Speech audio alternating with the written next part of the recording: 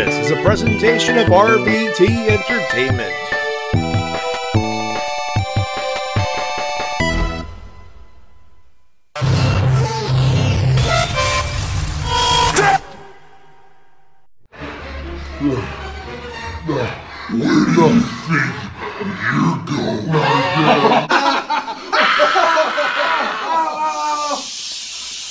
Quiet on the set, please! Silence! Silence!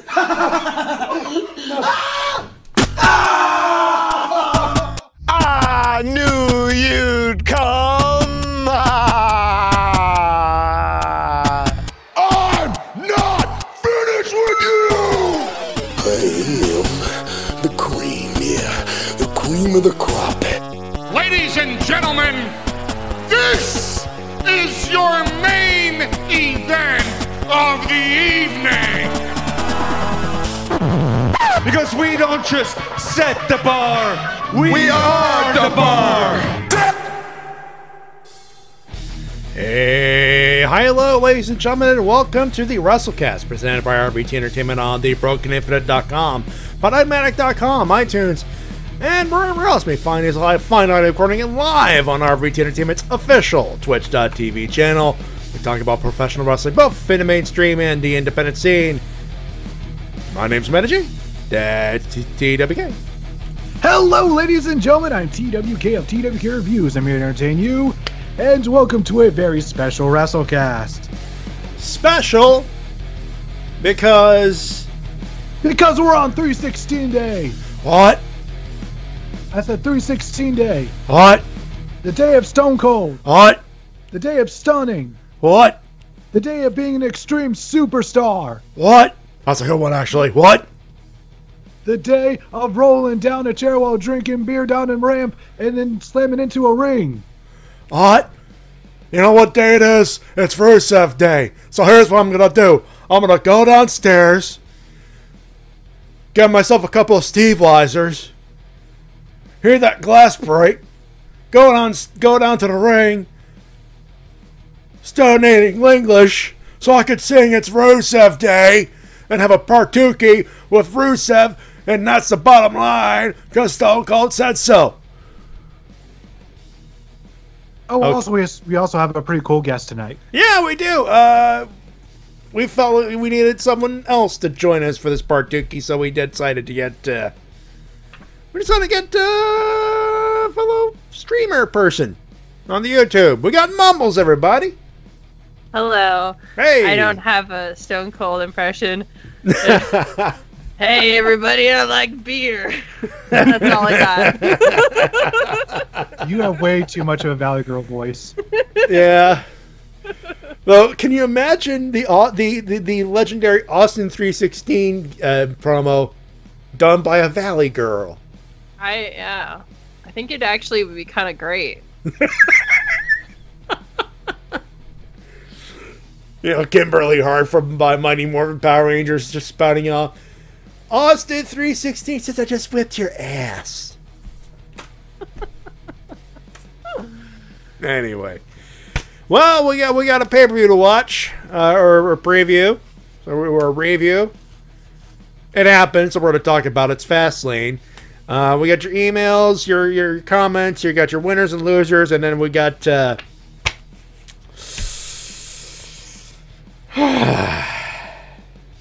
we gotta take a dump on WWE again. Why?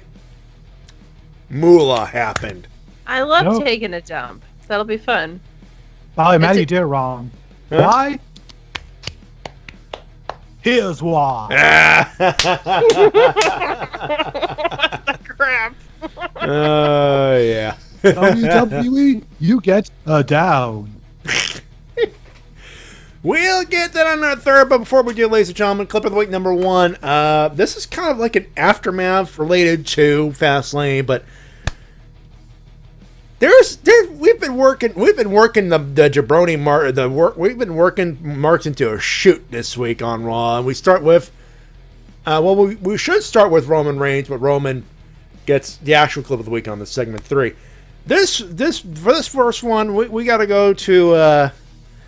We gotta go to John Cena, who lamentated, saying, well, I'm not going to WrestleMania. I don't have a road, but I could go as a fan. And then, of course, we followed through, and he had this to say. Take a listen. What's the worst that could happen? Like, if I did the thing right now that I wasn't supposed to do? Does that even change my road to WrestleMania? I'm gonna buy a ticket. Well, screw it. I challenge The Undertaker to a match at WrestleMania.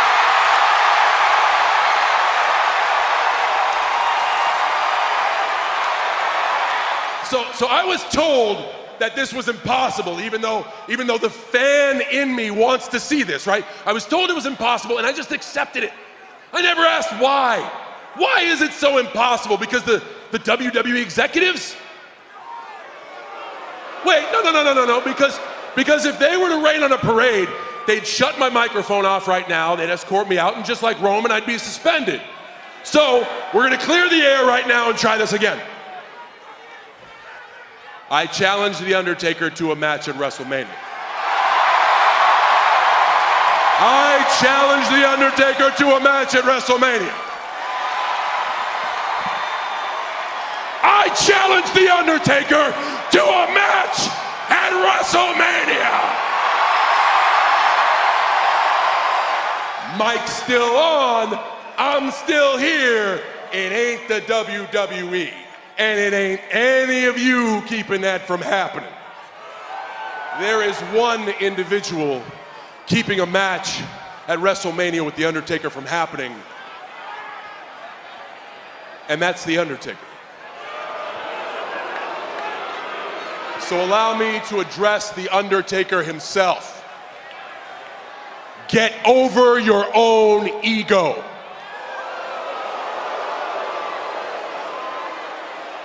You see, the difference between you and me is when I fail, I get back up, I put a smile on my face, and I go to work to kick ass the next day. When you fail, you hide your head in the sand, never to be seen from again, because you're so ashamed and embarrassed of what people will say about you. Amazing that a symbol so strong is really so fragile. And stop hiding behind your lame excuses. You are not too old, you are not washed up, you are not broken down, because if you was broken down, you wouldn't be posting workout videos on your wife's Instagram.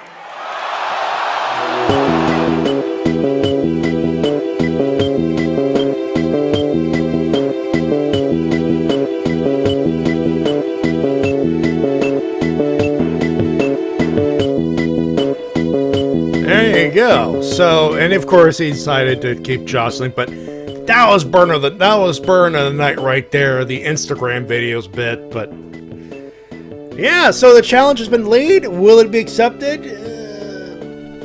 We shall find out soon enough. But that's for later. We got to talk about the past,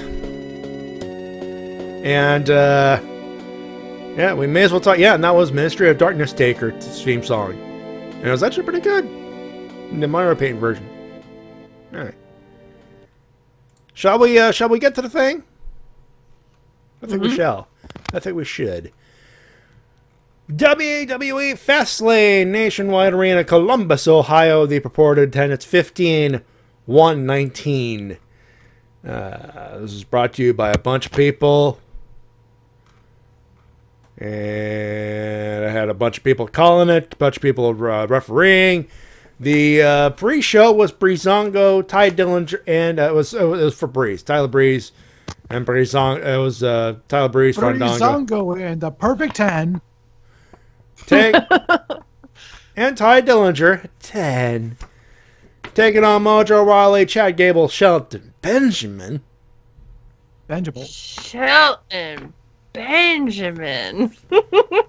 Shelton Benjamin. No, you do it too creepy. You gotta do it cool. Like Shelton Benjamin. Shelton Benjamin. Was the second time better? Much better. Good job. Yeah.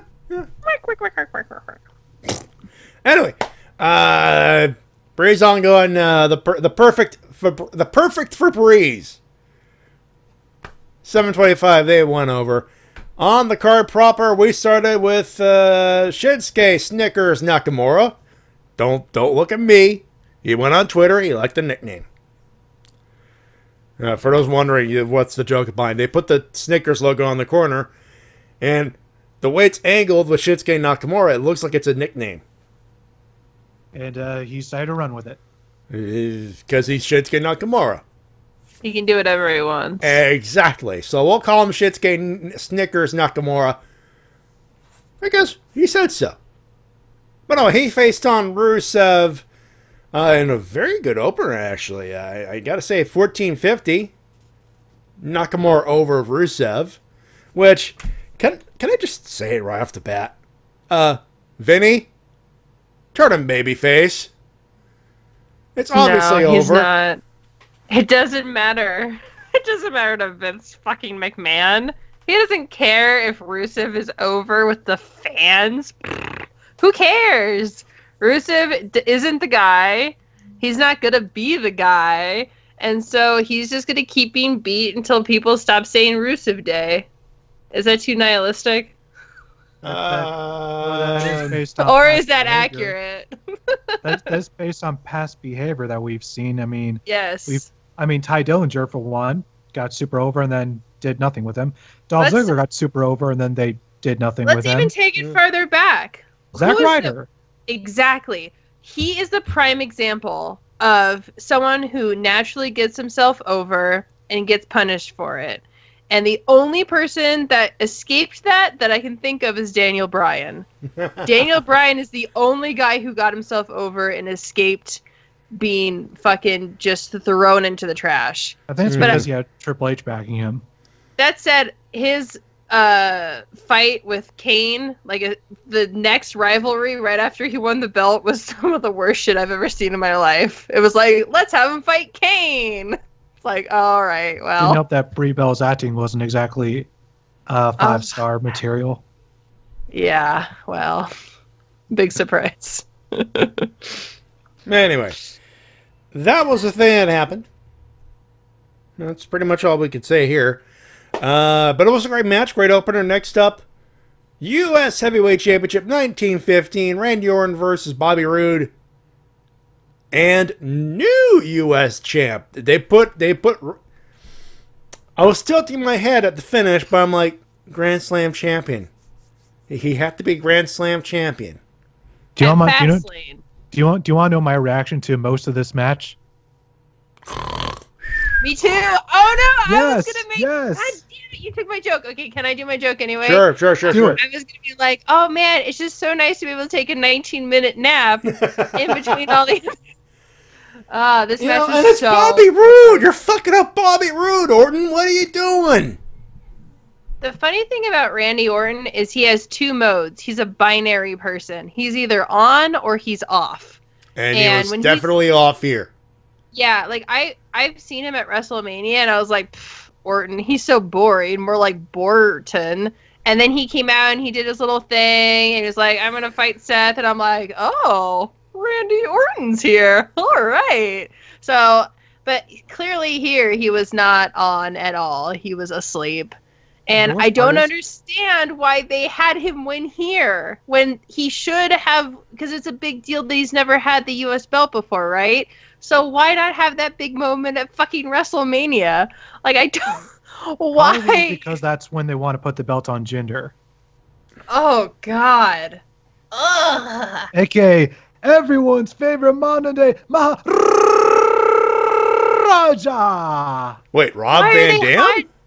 Why are they hot-shotting the U.S. belts? I Just don't for know. funskies? I would have preferred you're asking questions that I'm wondering too, and I have no answers for. I'm just trying to think about stuff. Maybe I should stop trying to think about stuff.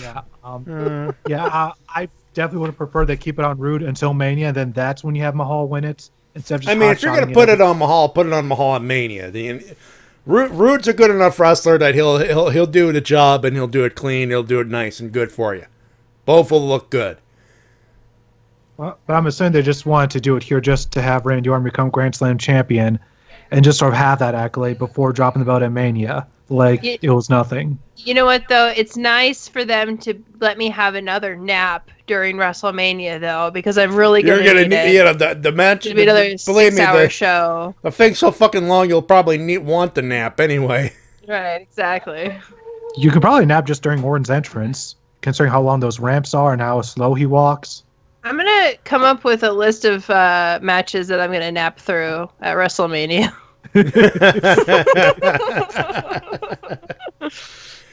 Anyway, it was an okay match, but Orton was on automatic, and the crowd would not buy it, which is like, no, the crowd was into the match for the most part, which surprised me. That's what I heard. Yeah, that's what I heard from people who were there. So, and I've heard so many people talk about how this was a really good match. I'm just like, how did you people enjoy this?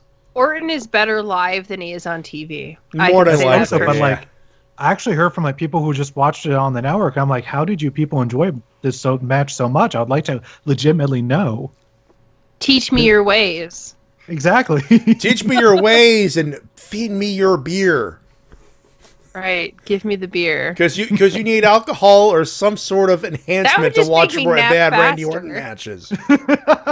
Give me some fucking speed or some shrooms, and then maybe I'd be really into it.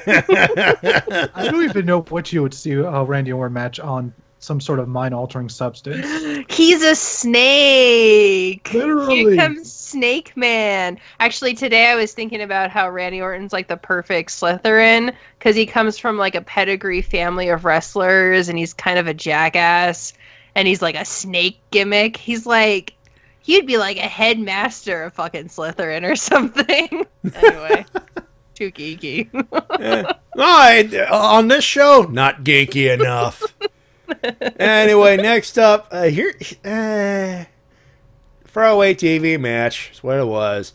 8:55, and I feel bad for it. Damn it, Road Dogg.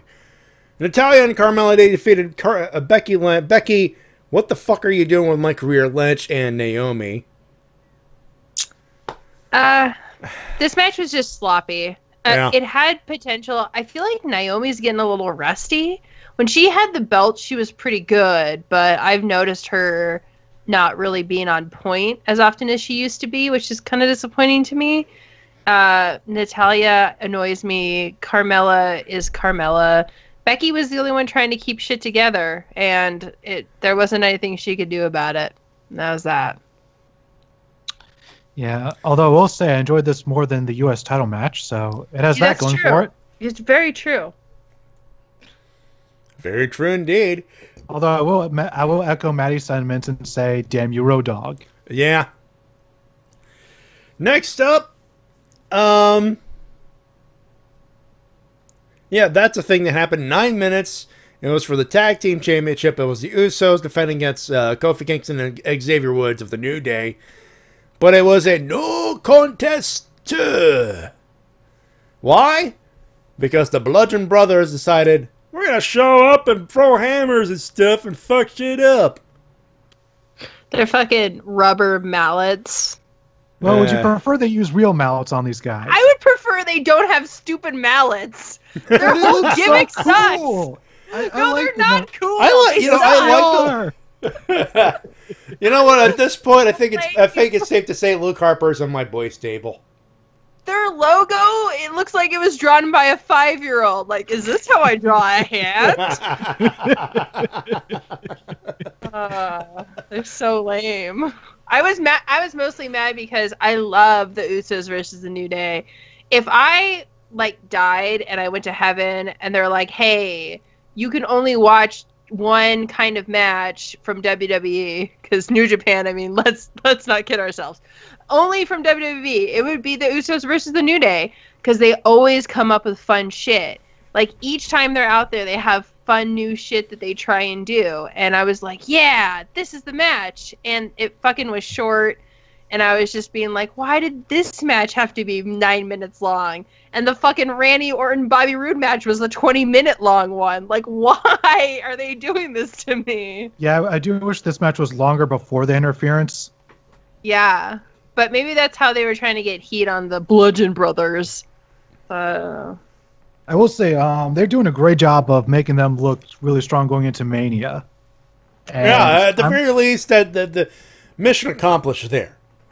And I think that they're gonna have if they actually give the match at Mania time, the SmackDown Tag Title match could be one of the matches that has potential to steal the show. And Luke Harper is so fucking good, and I haven't seen him a lot lately. So all right, fine. Yeah, and they've been restricting him and Rowan to just squash matches. So I cannot wait till they get a match that actually gives them time to actually showcase their ability. Because Harper is really good and Rowan's been improving. Agree. And he can follow direction. I mean, really, that's all you can ask for someone that's improving is like, can you follow direction and do it safely? And then that makes a good match. I mean, that's how Braun used to be. Braun used to be really green. And the way that he improved was just to follow direction and not fucking hurt people. And now he is one of my favorite wrestlers right now, you know? So. All right. Next up, the semi-main. Charlotte Flair over Ruby Riott for the Women's Championship by submission. It was a figure 8. 13:45, and kudos to both ladies. Very good match between the two. Aside from a couple of sloppy spots, this was a really good match. A couple of sloppy spots there, but again, mostly good. Yeah. Yeah, and I am super happy they made Ruby Riott look really strong in this match. Yeah, I think that's the main point I got from the match was Ruby Riott was a strong contender, which there's some redemption from the botched Ruby Riott gimmick thing, the Riott Squad thing that's going on with SmackDown Live. Who's the country girl in Riott Squad? What's her name? Sarah Logan. Oh, fuck. I love Sarah Logan. She needs to do more promos because she is so funny and she's pretty great in the ring. And she just is in the shadow of because she's just a goon right now. I can't wait for her to stop being a goon and go out there and be like, I like to go frogging and I ride goats around my farm. Like, yeah, Sarah Logan. What's interesting is that each member of the Riott Squad are just natural baby faces. Yeah. And yet they're stuck working this heel gimmick at the moment. Totally. And Riott's probably the only one that could decently work a heel. I was really impressed by her promo work leading up to this match. She was really just menacing and had this kind of fuck Charlotte. She just gets everything she has because her daddy and all that stuff. And that's a good gimmick if you can do it convincingly. When they had Natalya doing that, it was just more annoying because you know that Natalya has the same kind of gimmick almost. And you're like, all right, Natty, we get it. But Ruby really is she came from nothing. She's been working at bingo halls her whole life. Cool. And so most of her matches, she was fighting dudes. Yes, exactly. Yeah. So. Anyway. In the main event. Thumbs up on this match. One of the better matches of the night. Yes. Speaking of better matches on the night, main event, Kevin Owens, John Cena, Dolph Ziggler, Baron Von Baron Corbin, Sami Zayn, AJ Styles, WWE Heavyweight Championship of the World, 21:55, and still, AJ Styles. This is what I like to call the video game match of the night. Yeah. Because it was just finisher spam, finisher spam, finisher spam. Yeah. But in the best of ways. Yeah. It wasn't boring. I'll give him that much. Yeah. And there's a really good story told of Kevin Owens and Sami Zayn and how Shane McMahon kept trying to drive them apart. Oh my God. This match, I was screaming at fucking Shane. I was like, Shane, no! "You're being a bad boy. Stop it!" And then he pulled in, and I was like, "No, that's not okay." Like, I was like so mad, and it was like a real like reaction to it, and it's very hard for WWE to get a real reaction out of me. I was like, "He's obviously the bad guy. What's going on?" He is, because when Kevin Owens went for the pin, he just jerked Kevin Owens off, and then when Sammy went to the pin, he jerked him off too. Like, what the fuck? Stop jerking guys off. It's not okay. It's not okay. Consent is important, Shane. Yes. Yeah. As the Me Too movement taught you nothing, Shane McMahon. Jesus. One of my favorite things about this match, though, is that Ziggler, he's kind of squirrely. I don't know if you've noticed this about Ziggler. Like, he's always wiggling out of stuff and, like, going at a weird, fast pace. And there are certain parts of this match where he was just going at this weird, like, squirrely pace, and everyone's just like, what the fuck is Ziggler doing right now? Like, everyone in the ring was confused by Ziggler. Like, what is he doing? Why is he here? What's happening? I actually did not notice that. I did. A little thing to look forward to upon further watches. Someone for the repeat viewing here, yeah. Yeah, look for Squirrely Ziggler. You'll see it. Like, I know you. Anyway, this is a good main event, and AJ Styles Nakamura is now a lock. We think we'll get to that in our third segment, of course. So ratings on this: the last B pay-per-view with the brand split gimmick. Mumbles, kick us off there. Okay. I mean, they're just gonna make the SmackDown title the big gold again, and the SmackDown is gonna be the fucking B show, and that's that.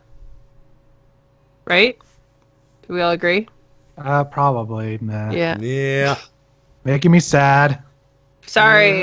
It's just, I'm looking at the past. Yeah. In proof of what happened in the past. Yep. But, I can't blame you. That said, I mean, after WrestleMania, I'm canceling the network until SummerSlam, where we get like a free month or something. So it doesn't really matter to me, because I know who's winning fucking the Universal title at WrestleMania, and after that, like, why even fucking bother anymore? Well, I canceled my network after Bill Goldberg won. Yeah, immediately after. Yeah. So ratings out of 5. I give it like a 3. Like, I actually had a pretty good time, but it was dragging at certain places. D-Dub? I concur, 3 as well. That's where I'm sitting at here as well. It's a 3 out of 5. It's the semi-main and the main, very good, worth seeking out. Usos and New Day had a great match until the Bludgeon Brothers showed up. Fairly good opener between Nakamura and Rusev, but otherwise, you know. Yeah. Meh. Tis what it is. Alright, that being said, yeah, that's it. We're done with that for now. I think we shall let me get the thing up here. Put that away for now. Do this and do that. Before I hit the comment button, WrestleMania weekend, which is coming up a couple weeks. Can't help but note, actually 3 weeks from now, can't help but notice there's a lot of busyness happening. That of course, you got Ring of Honor coming up. They got the big Supercard of Honor. They have all the stuff, all the things. And one thing I've noticed is that it's going to be pretty busy. You got the Hall of Fame on Friday, and last year we were both kind of watching the Hall of Fame and doing the show at the same time. So we figured, since Ranger Recap is going to be going on hiatus because of going on a minor hiatus, or on a show every 2 weeks basis because of the Super Ninja Steel going on hiatus, Hashtag FTN. We decided to do it on Thursday. So the Thursday, let me just get the actual date correct for you folks. On Thursday, the 5th of April, we'll be doing the Wrestle-Cast Live, our preview of Ring of Honor, all that good stuff. Let me just tell you. Ring of Honor, Supercard of Honor, NXT TakeOver. Here are some results from the web. There we go. Thank you. Yeah. Oh, actually, it's on the 7th. Oh, that's gotta be a busy weekend if you're. Yeah, ROH is competing with NXT. Oh Jesus, yeah. I don't know what I'm gonna do. I don't know what I'm gonna do. I don't know what I'm gonna do. We're gonna. Do you want to see Aleister Black become champion, or do you want to see Kenny get it? Kenny and Ibushi versus the Bucks. I'll take them both. I'm hardcore. Wait, I thought it was Kenny versus Kenny versus Cody. Matches. I'm getting my New Japan events mixed up. Yeah. Kenny versus Cody. Oh, but that's the revenge. Good. The ultimate revenge. What am I gonna do? What am I gonna do? What do I pick? Pick for me. What do I watch? I say you get one screen, you put the network on. You put another screen, you put Ring of Honor on, and then you watch both. And you crack open, you got a bit of popcorn, and you lean back like I'm doing right now, going, "Bring it the hell on." Oh, Hairball also brings up that Impact versus Lucha Underground that weekend as well. Oh, Jesus Christ. But that's on the 6th. That is on the 6th. So if there's a screen on that, you can feel free to watch that. I'm going to a party with some friends or acquaintances. You may feel free to do it. Wrestling party? Actually, more geek related, actually. Nice. Yeah. Is that what you're getting the hunk costume for? Actually, no. I was hunk would be for a Comic-Con type of situation. Nice. Yeah. But anyway. So, Reverend Moore, you better get your DVR ready. If you don't have one, get one. DVRs is for 2007. Who even uses DVR anymore? I use DVRs to watch Impact. I'm actually like cable free. Oh yeah, it's true. So is Matty. So am I. Magical unicorn. Yep. Anyway, that being said, I think it's time. It's time for your emails and comments of the week. You can send them at thewrestlecast@gmail.com. Was your unicorn? Yes, because I don't watch TV like normal. Is your name Butt Stallion?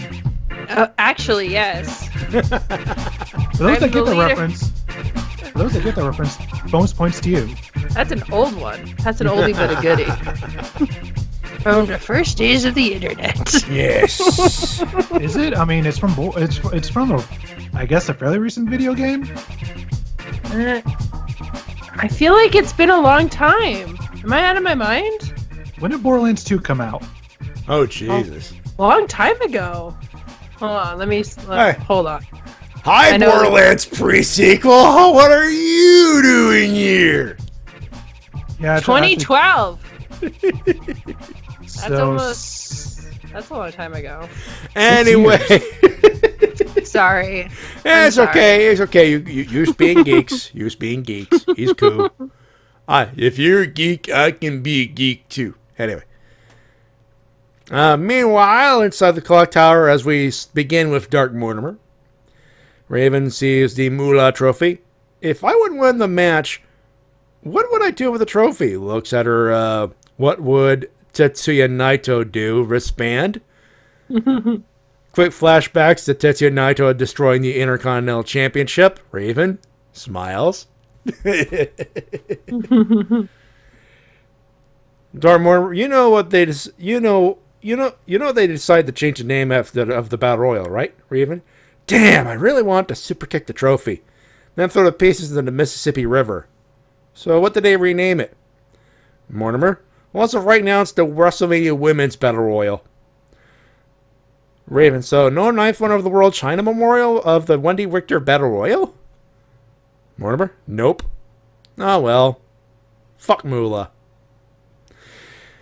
Dartmoor, of course, Moore begins his email proper by saying WB Fastlane is a better booked show than past Fastlane events, especially when everyone goes home without being pissed at the main event. The Hammer Bros, the Bludgeon Brothers. Good one. Killed Woods. Attempted to murder one of the Usos. Charlotte stops a riot from happening, only to be challenged by the undefeated Empress of Tomorrow, Asuka. Roberta? Does anyone else hear a phone ringing? Rip Van Winkle. I do not hear Rip. Well, someone better pick up the phone, because I called it!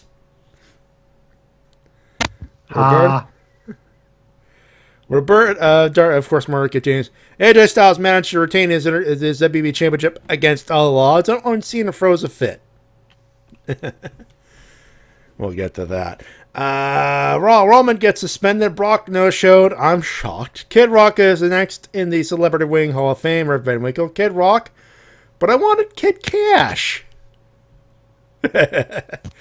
Nia hears Alexa and Mickey calling her an outcast. Now she wants to kill both of them. And Braun became the number one contender for the tag titles. So at Mania, it's the Bar versus Braun and Strowman. So are you saying the Bar's got to get these hands? So it's Braun Strowman and these hands.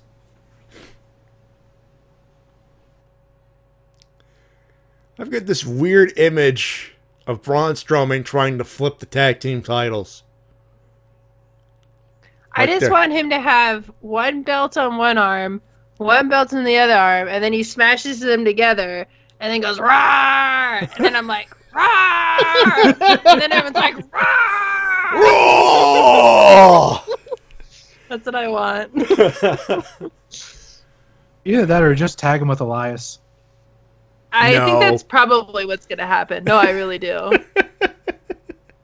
Because I think Elias is so popular, I think he's going babyface. Everybody loves to walk with Elias.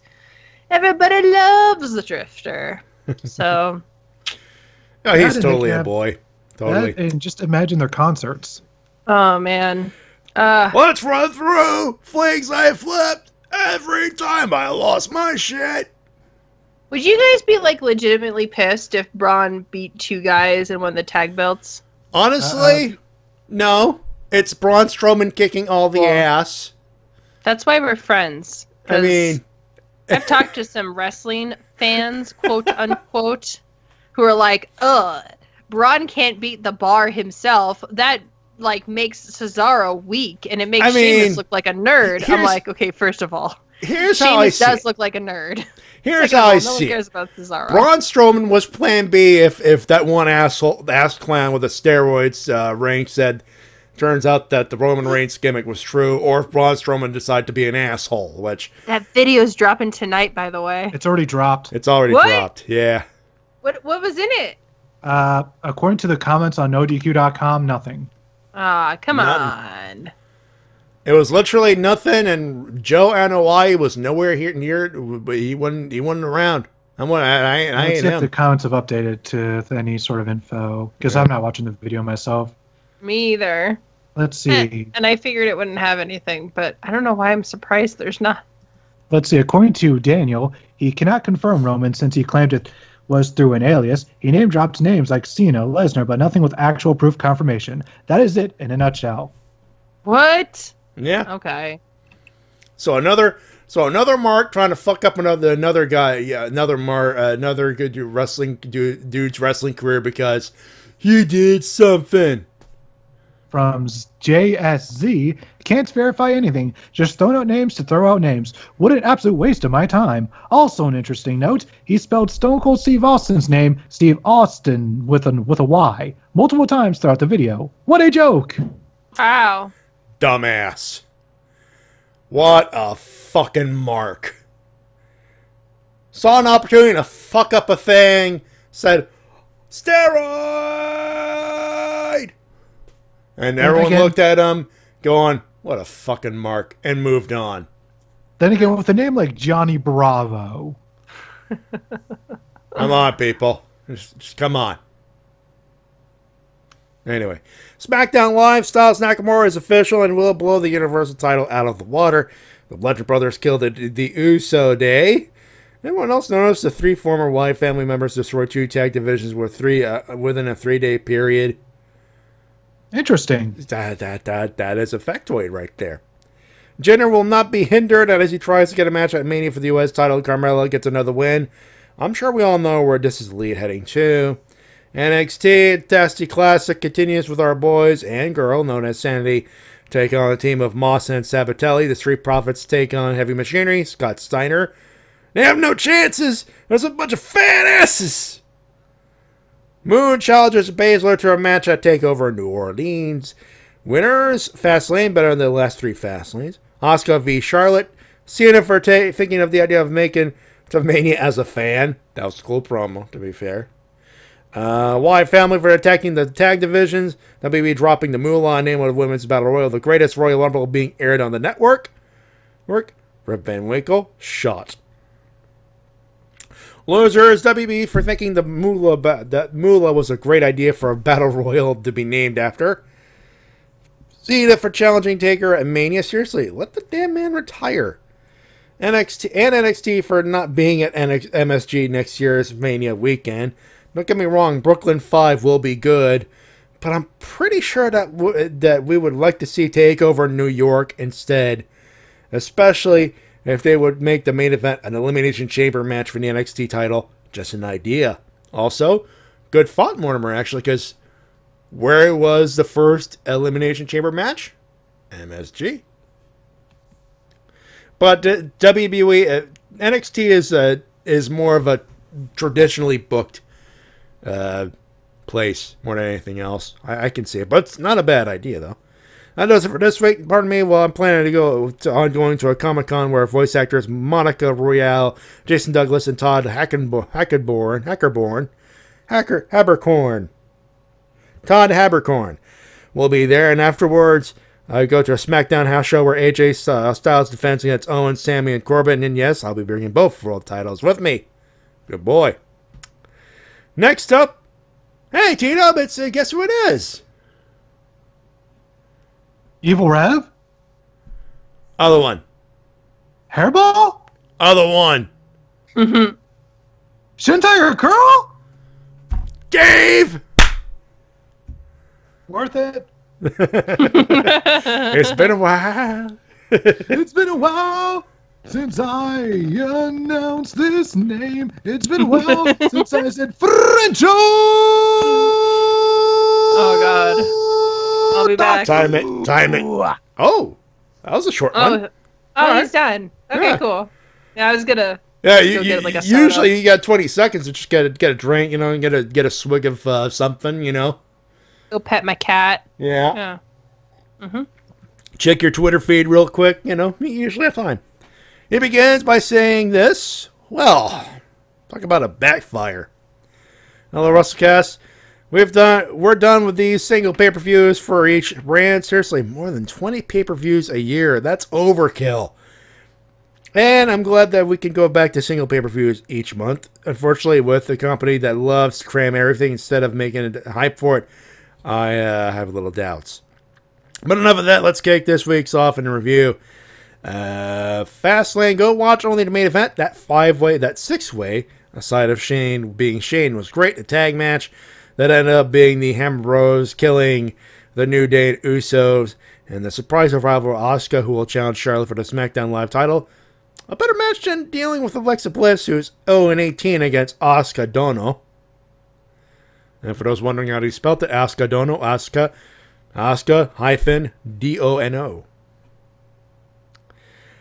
As for the rest, Orton is your new U.S. champion. Ugh. Shinsuke Snickers Nakamura destroyed Rusev again. And Natty and Carmella beats Becky, Lynch, and Naomi to a nothing match. Yeah, nothing much outside of the good stuff. 2.5 out of 5. Raw. So Roman called Brock Lesnar Vince's boy, huh? Says the man who is Vince's personal French poodle.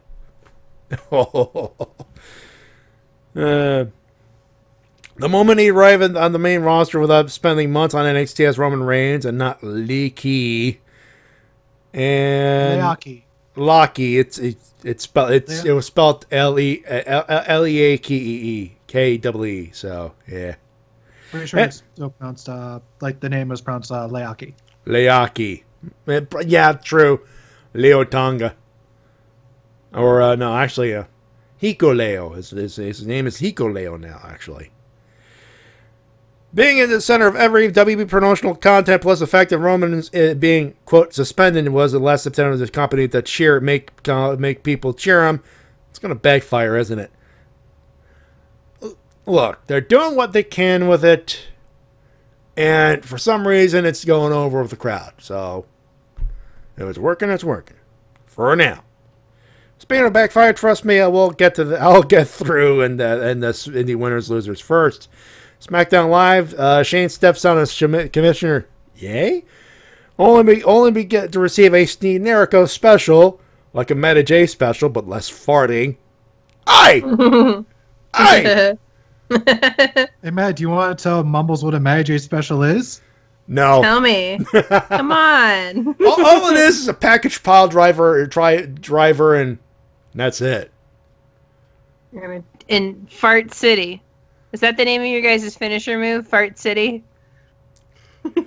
Well, it is a combination super kick into a package pile driver. Yeah, it sounds like a fart. Oh, God. Anyway.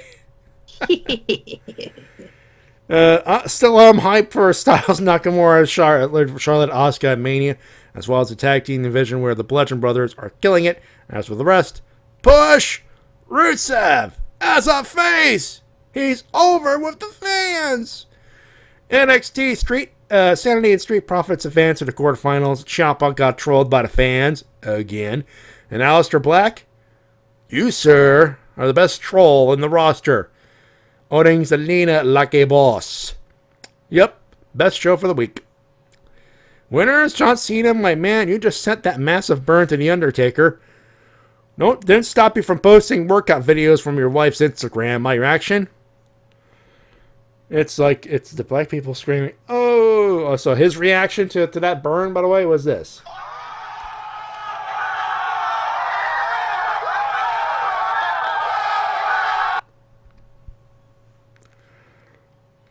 Aleister Black on this week's NXT, like a boss. New Japan returning for another show in the U.S. Last time it was great, and I have to watch it at least once. Snickers for making WB rename the Fabulous Moolah Memorial Battle Royal just the WrestleMania Female Battle Royal. When you've got a sponsor demanding a change for the name of the match, that's how you tell WB needs to do some changes. If it wasn't for them, they would have stuck to their guns like Roman Reigns in the main event of WrestleMania for the fourth bloody time. Next week, the ultimate deletion between Broken Matt and Bray Wyatt. Bring out those fireworks. Yes. Yes. And for those wondering what Dono is, Evil Reverend in the chat, Dono is an older honorific, barely used nowadays. Think feudal times. If you ever watch Prison School, same honorific Gakuto uses. There's something for you folks out there. Losers, Jeff Hardy, while being healed up from another shoulder surgery, was arrested for another DUI. Wow, still the same as is Mr. Spot Monkey, huh? Thankfully, he's okay. Raw Tag Division killed by Braun Strowman. Yes, it'll be interesting. Brawny doing a Matt Morgan, but wow, shows the state of the tag division. Brock Lesnar and Ronda Rousey, despite being advertised, still didn't show up. So what's the point of advertising them? Was it just for trolling the fans outside of Lesnar? Rousey, there was a scheduling conflict, and the fact is there wasn't any flights. Ellen DeGeneres show, so the thing is, put her on our TV show or go to the other TV show so you can bring that attention to our TV show. With Rousey, I'll take that blame. With Lesnar, fuck him. That's right, I said it. Let's see. Fabulous Moolah I know about the story about how she screwed Randy Richter back at WrestleMania 2 in the career of Mad Maxine, but after reading those stories about how she was on an evil pimp and con artist, I admit I didn't know that much about her, and wonder why she got a backlash about a match despite not caring named after her, which brings to WWE for bringing the idea of the first place, especially in the world where stories can be brought into an instant. Well, it's like Vince still thinking that people are brainless. Well, that's it for this week. Next time, brace yourselves. The 7 deities return. Ooh. There you go. Fire on that, Linda Hamilton. Okay, then. Austrian Death Machine. Still funny. I don't care if the dude's in prison. I do know. That's because you're a killjoy. Anyway, next up is everybody the hairball. Well, Fastlane was something. Praise gods, Kenji Oba and Dan Carotto. That Cena didn't win. On SmackDown, Shane got the ever-loving fuck beat out of him. And how, hairball? And how? Well, Mumbles, what was your reaction to Shane getting murdered by everyone's favorite on-screen couple? I loved it. I hate Shane. And I love his boys.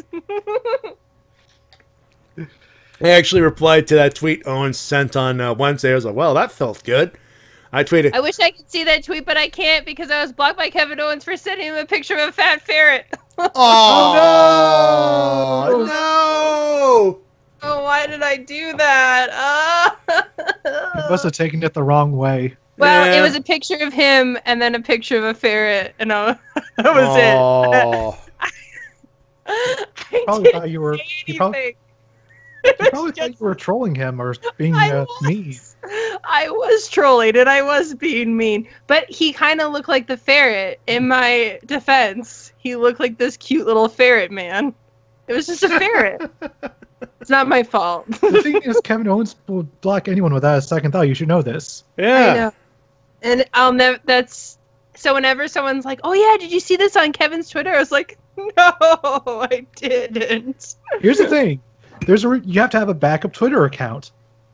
Yeah, I should get like a. AKA your husband's. Just use Literally, Nick's. that's what happens. Because Nick will be going to bed or whatever, and he'll be like, "Oh, did you see this thing that Kevin Owens said?" And I'll start crying, and then he'll be like, "Just look at my Twitter." I'm like, "Oh, okay, man." Anyway. Anyway, so I'm trying to find the actual tweet I sent him, but I said,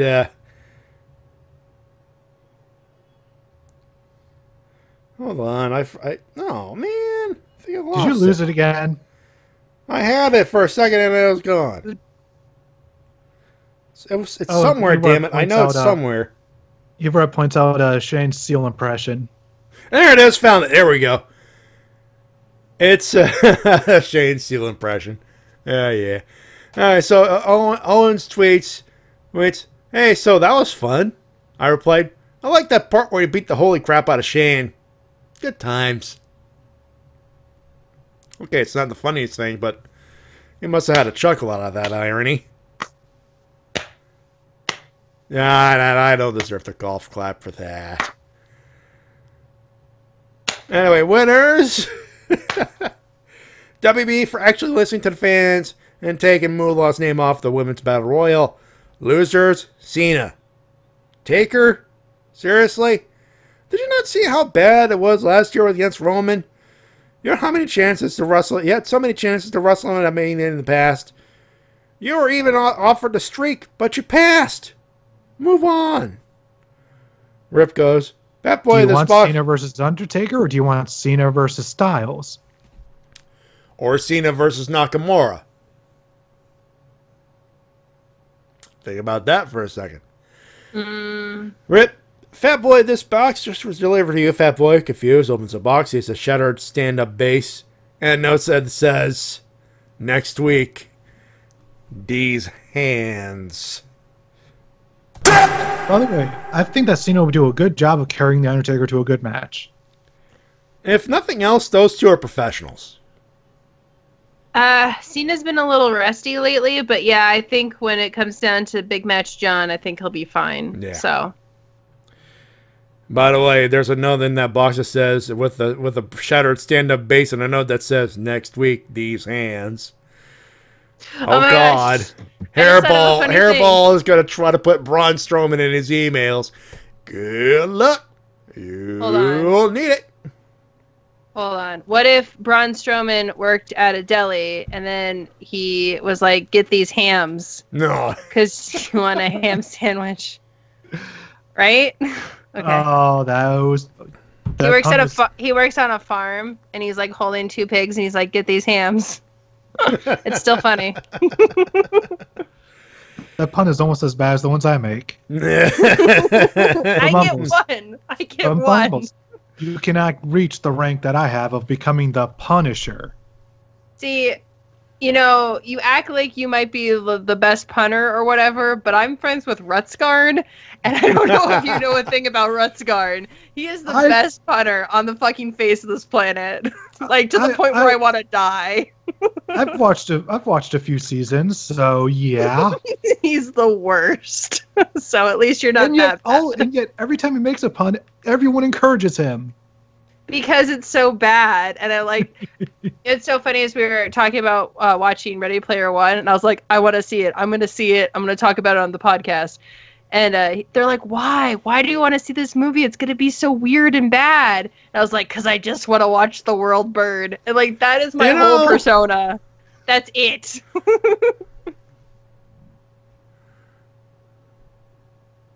Yep, that makes sense. Yeah. Okay, Super Sentai Hero, short-term memory loss. What the fuck are you talking about?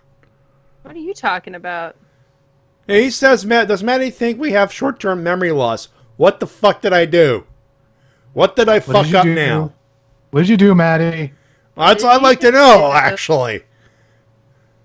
Chat's burning me on something I don't know what the fuck I did. Doesn't look like he's burning you. He's just wondering. He's just asking a legitimate question. Yeah, do you actually have that? Well, I don't. Does the whole chat have that? Are you guys okay? I'm fine, mostly. Okay. Although there have been times where I've been driving, and then I forget the last 30 seconds of my driving. That's the driving hypnosis. That's normal. Reniko, so Mumbles is a female Joker? Yes. Also known as Harley Quinn? Yeah, it's Harley Quinn, guys. Come on, jeez. To be fair, I've always thought of you more as a female version of the Crow. The Crow? Does the Crow have a really cool sense of humor and a cool dude who rides around on a skateboard and hangs out? No, but he does like to make cruel jokes sometimes. He likes to statistically murder people who have wronged him, and he's basically invincible. But I'm funny too, right, guys? Yeah, you are funny, just like the Crow. Have you never seen the movie? Well, he's unironically oh, this movie's so bad it's funny. Yeah, Super Sentai Hero, I'm telling you right now, stop trolling me, number one, and two, I repeated it because people were talking over me. That's true. It's called being a radio professional. I had to tell my ham joke. I don't know if you guys heard this, but what if Braun Strowman had a farm and he had two pigs under his arms and he said, "Get these hams." Get it? You're gonna run with that joke, are you? You guys like that? You're gonna run with that. You're gonna run. As close you are with, you're never gonna reach the same rank I am of becoming the Punisher. Ooh, here we go. Oh, interesting. Mm-hmm. Oh boy. Anyway, last up is LPH. So this week is Cena wants Taker. Braun wants some tag gold. Everyone doesn't want Moolah of the Battle Royal, and fuck the hater for saying I want WrestleMania 35 in my hometown. Well, fuck you guys, WrestleMania's coming back to MetLife Stadium. So fuck y'all. See you next week. Also, my winner is, again, WrestleMania 35 News, Infinity War, NXT, New Japan Pro Wrestling, and Randy Orton for being a Grand Slam champion. Losers, the Moolah Battle Royal, WB Booking, Michael Elgin, and all the haters who don't want Mania in MetLife Stadium. Now, I just want one question. You guys want Trish Stratus Memorial Battle Royal or a Sable Battle Royal? China. Why can't it be China? God damn it. I would say definitely China or Sensational Sherry, one of those two. Sherry would be great. Trish, if we have to go with someone, probably Trish would be a good idea. But no, Sensational Sherry, China's a good one. There's got to be another name in there. I'm trying to think. Miss Elizabeth. Miss Elizabeth, that's the one. Yeah. Luna Vachon. Maybe not. Vachon wasn't that big of a name in the MDF. Unfortunately, she was a big name in wrestling, but not as big in WB. And in those terms, anyway. I'm trying to think of another one. Shit. Miss Elizabeth was a big one. Mae Young, but they got the tournament for that. Miss Elizabeth isn't a good idea. What's that? Said Miss Elizabeth isn't a good idea. Oh, okay. Please explain.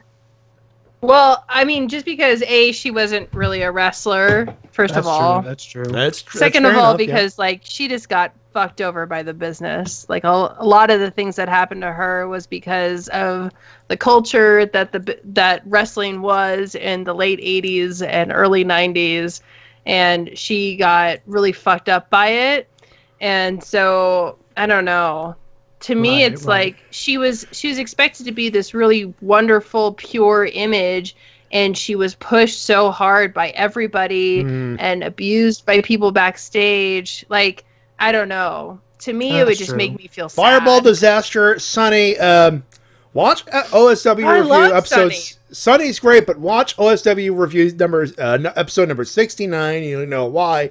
It probably isn't the best idea to name a battle royal after Sunny. Yeah, I don't know. Well, I would say wait until she's clean for at least a year.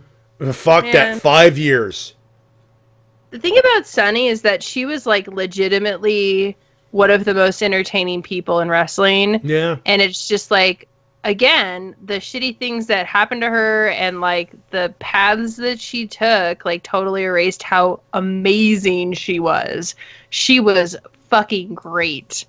I feel like she got her life back together when she was going to the Hall of Fame. Yeah, she got it together. She looked in amazing shape back then. It's tough. Back then. It's tough, though. So it's like, if you're an addict for life. So you can get yourself together, but, you know, you have to make that choice every single day, and that's really hard. True. So, yeah. Hopefully she can get herself checked into WWE's mandate, WWE supported system. Yeah. Here's hoping.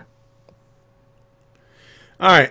That being said, Matty, TWK, are you forgetting something?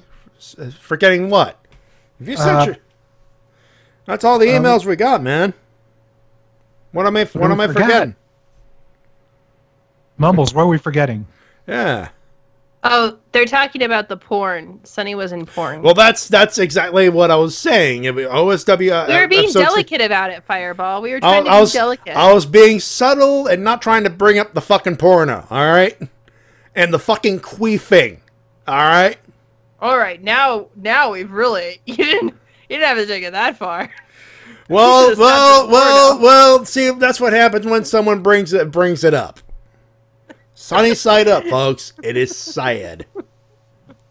Oh. Yeah. Now. Yeah. There you go. So let's. Can you play the clips to transition us into the news segment? Yeah, please? I am. Yeah, see, that's what happens, Fireball. That's what happens when you find a stranger in the Alps. This is what happens when you find a stranger in the Alps, Fireball. Those are your emails and comments of the week. You can send them at thewrestlecast@gmail.com. We shall return with the news and some New Japan talk. Some, not too much, some. We'll be right back. Don't go too far, folks.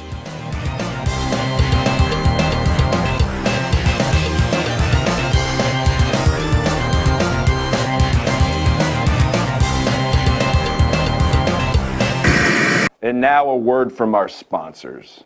Tired, achy back got you up against the ropes. Burning, itchy hemorrhoids making you cry for mommy. Performance anxiety making you feel embarrassed and like less of a man. Introducing Elite Cold Spray! The #1 cure for dry eye syndrome. Elite Cold Spray. If you order now at YoungBucksMerch.com, we will throw in a complimentary can. Elite Cold Spray, the preferred dry eye cure. Oh my God! This is the first. This product doesn't even work, guys. It pisses me off. Who even planned this whole thing?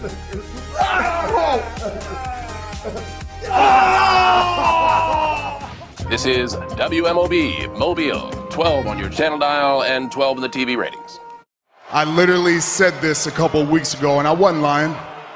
Brock doesn't respect me, he doesn't respect this company, and he doesn't respect anybody here in Detroit.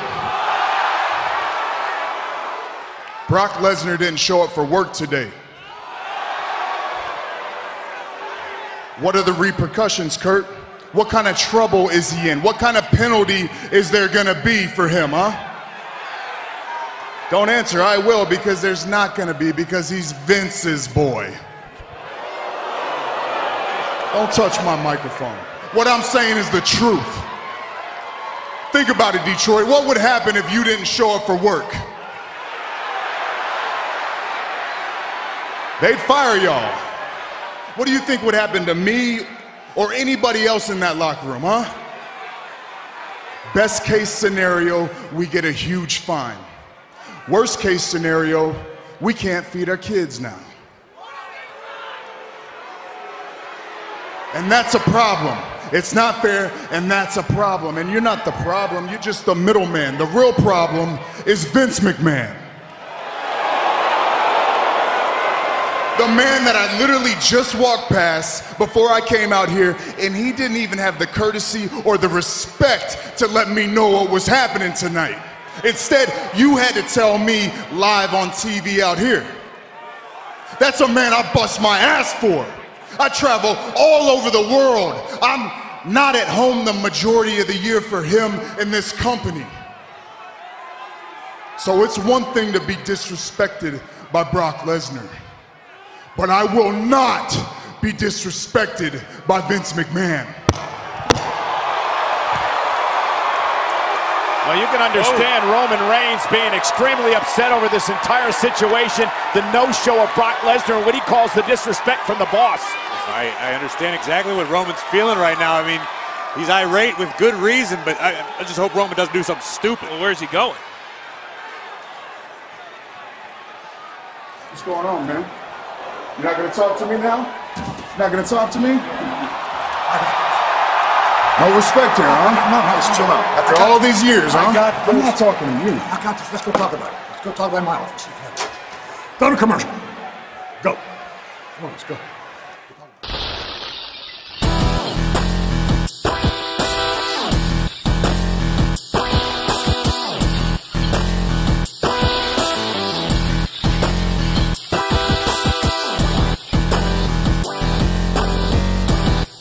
And we're back here on the Wrestle-Cast, presented by our retail entertainment on the BrokenInfinite.com, Podomac.com, iTunes, podcasts, and places. We're live on Twitch.tv. And yeah, just found that meme just right now on the gimmick over here on the screen here. Roman, Brock doesn't even show up for work, and yeah, you're gonna get punched because he's your boy. Picard, motherfucker, he's your boy too. There you go. Matty Jay and TWK. We're joined by Mumbles. Woohoo! Yeah, that's 1 of 2 things for the day of 3/16. It's me, Austin. It was me all along. Oh, son of... Anyway, Tina, you got a list of news, I'm assuming. Yes, I do. Let's take care of the business.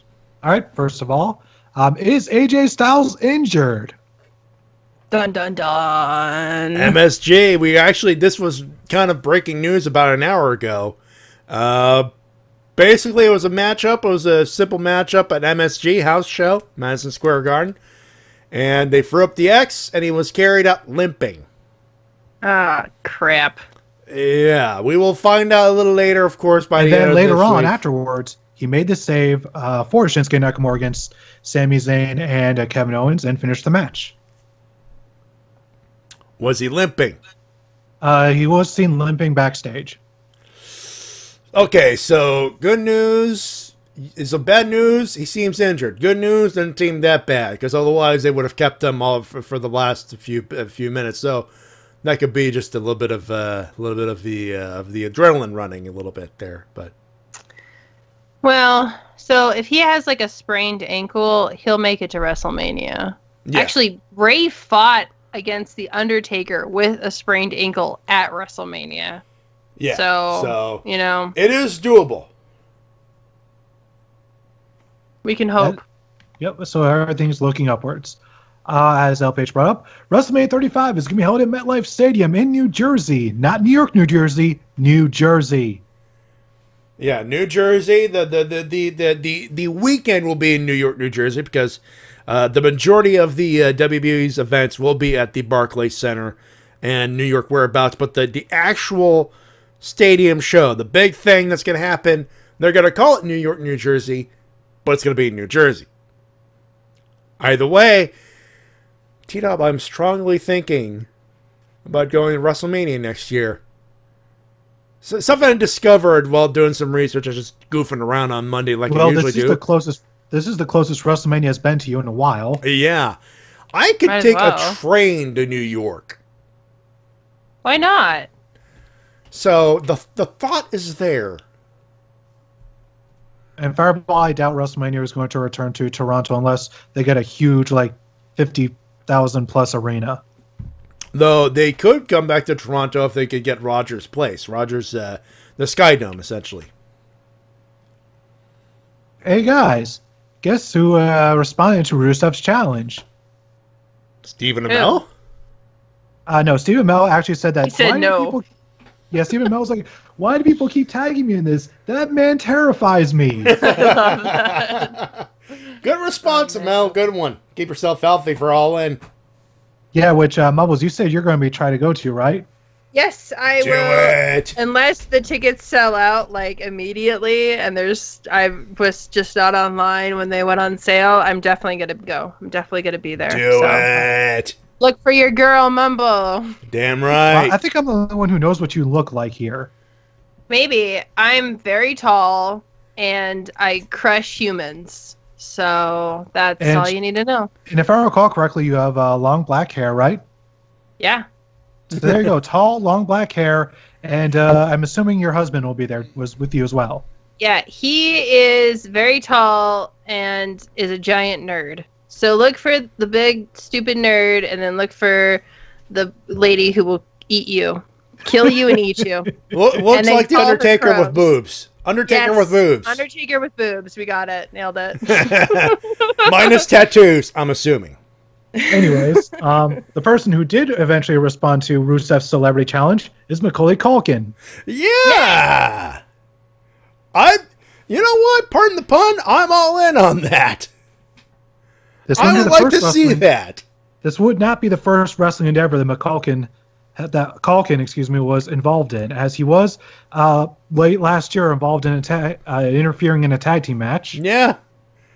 And he home alone the fucker. He did. Yeah. So why not at this point? It would at least give Rusev something to do. Oh man, have a Home Alone match, and the whole ring is just surrounded by like fun stuff that they used in Home Alone to get the bad guy. Oh, come on. And again, Rusev and English get to play the bad guys. Man, when I think of matches like that, it just makes me miss Dean Ambrose. Dean Ambrose, man, he was always down for that shit. Oh, yeah. By the way, I should just say right now, Evil Robert, before I forget, I now know why Matty wanted me to tag Asuka in that pic. All the retweets, phone buzz for 20 minutes straight last Saturday. Yay! By the way, if you guys have not seen Evil Rev's sketch of Asuka, Go check it out. It's an amazing illustration. Yeah. Cool. Into some bad news. Jeff Hardy got arrested for DWI this past weekend. DUI. It's called DUI, under influence. But doesn't matter. He got busted. For a $0 bail. Also, fucker was drunk and driving while filming himself filming a phone. Oh, buddy. Distracted driving. Motherfucker. He did make an appearance during Ultimate Deletion, but now it remains to be seen if that part will be It cut is a or cameo from what we've been told. So we'll see. I just hope that Jeff Hardy didn't screw up us seeing Itchweed on WWE TV. God damn it. If you fucked up doing Itchweed on WWE TV, I'll be sad. I don't know. I mean, on one hand, I feel sorry for him because, like I was saying earlier, if you have an addictive personality, that's something you live with every day, and you can't always do the right thing, unfortunately. It's just how your brain works. On the other hand, fucking Uso got a DUI, and he was on SmackDown the next week. So why can't we have a Brother Nero? I'm confused. You know? Like, the world of WWE rarely makes sense. That's true. That is fair. To the point where the moment I actually pointed out a bit of continuity on SmackDown, everybody lost their shit. Because, like, continuity? What? No. Because it's so rare in WWE that things make sense.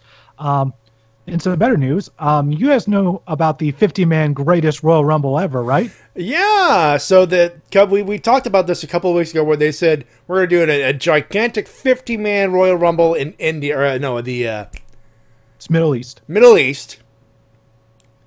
And, so they're going to put the thing on the network, everybody. Yeah, at least if Roman Reigns is to be believed, it will be on the network. Yeah. Roman went on the Sam Roberts show and actually watched that particular bit. And, yeah, folks, that's a thing. Are you looking forward to it, Mumbles? I mean, yeah, I don't know. It will be something to watch. I try not to look forward to things. I've only got so much hope left in my life. Just save all the hope for New Japan. That's right. And even then, they fucked me. What did they do now? Uh-oh. Well, with Naito, like, I really just... All right. As okay with it as I am, and I've come to terms with it, it was still like, come on. My boy. They want to give Okada the most definitive reign of all time, it seems. And that's fair. Yeah, they seem to want him to end Tanahashi's defense record. At least that's the way it seems. So anyway, so I try not to get my hopes up for fucking anything. And actually, I'm more delighted by things that way. Like, for example, Cena's promo on Raw this week was like one of the best things I've ever seen. And I went in going, this is going to be stupid and lame. And I was like, oh yeah, Cena. I like this guy. Let's go, Cena. No, seriously, let's go. There's not another part of this chant. That's it. Yeah. Cena sucks. Something that kind of perplexed me. We finally got a musician going to the WWE Hall of Fame, but it isn't Lemmy, it isn't Cyndi Lauper, it is not Jim Johnston, it's Kid Rock. Yeah, and to be fair, I get it. It's not the worst decision, but Jim Johnston. So Kid Rock is going before Jim Johnston and Lemmy. And I had a whole week to let. Well, yeah, Limp Bizkit, that's another good point. favorite band in the whole wide world, Limp Bizkit. It's literally what they said at WrestleMania. WrestleMania 19. I remember that. Yeah, you guys know it. And Crack Addict, though, is a pretty dope song. Yes. Anyway. Yeah, it's kind of weird that, you know, of all of the musicians WWE has had, Kid Rock is the first to go into the Hall of Fame. It is sad and it sucks. Fun fact, they had a all-woman battle royale at WrestleMania, and Kid Rock sang before it, and then all the ladies came down with Kid Rock. I remember that. Don't remind me of that fucking concert, Jesus. We will have that again. And little outfits. Little ladies coming down the ring for Kid Rock. Bring back those dark times. That don't exist anymore, apparently, thanks to Stephanie McMahon. Because Stephanie McMahon is the be-all, end-all of all women's wrestling now. I'm just so glad Stephanie McMahon appeared in the last 2 years. Like, without her just magically appearing, like, from whatever, like, desert trek hiatus she was on, Tomb Raiding, perhaps. It's just so nice that she just appeared out of nowhere and saved the women's division. That's fantastic. Happier news.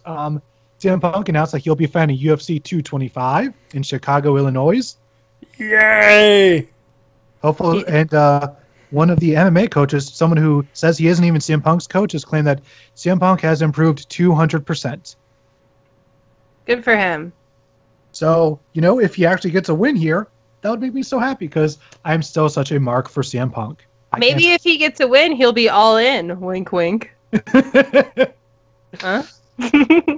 Honestly, I think that they should not announce him showing up at All In, just so that way if they succeed at selling out the events, they don't have people like saying, oh, you only sold out because of CM Punk. All you have to do is fucking sell out, don't tell anyone, and then I'm there hanging out, the fucking music starts, I start crying, CM Punk comes out, we're all crying, we're all cheering, we're all hugging. I mean, really, what more do we need? CM Punk doesn't even have to do a match. He just comes out. It's like, hey, I'm CM Punk. We're like, oh my god, CM Punk. That's all we need. Indeed. Going over to some miscellaneous news. It seems that Jericho is done with New Japan already. Yeah. The fuck? That's fine. He's old. I know, but like he literally said after his attack on Naito, people asked him, hey, are you going to be with New Japan more? He's like, oh, yeah, tons of stuff. And then nothing happened. And then someone asked him, hey, are you done with New Japan? He's like, yep, yes, I am. So it might be a work, but more likely he missed his kid and he doesn't want to live in Japan, which is fine, honestly. That's true, but it would have been nice to see him sort of there as a part-time guy. I agree. And I was looking forward to his match with Naito. Yeah, me too. Unless he beat Naito, which is probably what was going to happen, and then I would just be crying again. But not in the nice way, like if CM Punk came out during All In a sad way, where I don't want to watch wrestling anymore. Kitamura is out with a concussion, unfortunately. Yeah, he got it in training, which sucks. Yeah, like he was like starting to get on a roll as far as, getting high profile matches with some of the veterans. And so it just feels like he got it at a pretty bad time. So hopefully he recovers soon. Let's see. Let's say about the Golden Lovers versus the Rhodes family feud. Because this has been getting some controversy. Yeah. What's controversial about it? Some people are upset on how people don't like the Rhodes' use of sexual assault in the feud. Yeah, I mean, that's a classic heel wrestling thing to do, unfortunately. Yeah, I didn't really think about that. That's a good point. Some people, and there's quite a few people I've seen on Twitter not take to that very kindly. Interesting.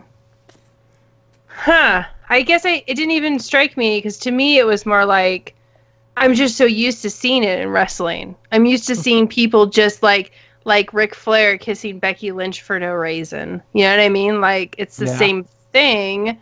But I think that, like, if we're trying to do something progressive with the Golden Lovers, to, like, fall back on, like, easy, stereotypical wrestling angles, to move that forward. Yeah. Interesting. Yeah.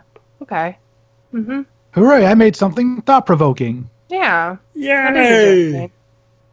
I'm not sure how I feel about it yet. I have nothing thought-provoking to say back except for, okay, yeah, sure. Yeah, I can see that. Although I am looking very much forward to Kenny versus Cody nonetheless. Have you seen their documentary, the Golden Lovers documentary on New Japan? It's like one of the best things I've ever seen. From what? The documentary from what, Mumbles? On New Japan, they have on their streaming site. I haven't seen it on there, but I've seen a fan made documentary. Oh no! So it's on the New Japan site, and it's Ibushi just like talking to some reporters, and then Kenny shows up, and Ibushi's like, "Hey, we got to train," and Kenny's like, "Oh, we're actually doing this." And then they like train, and then they talk about their moves, and they talk about moves that they want to do.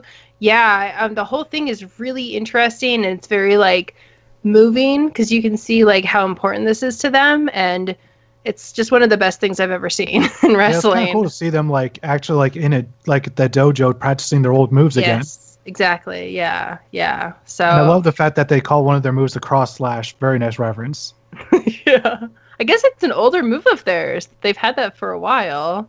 So, interesting. By the way, what are your thoughts on the fact that there are still some fans out there who will not admit that this is a gay storyline? I mean... Whatever. Yeah.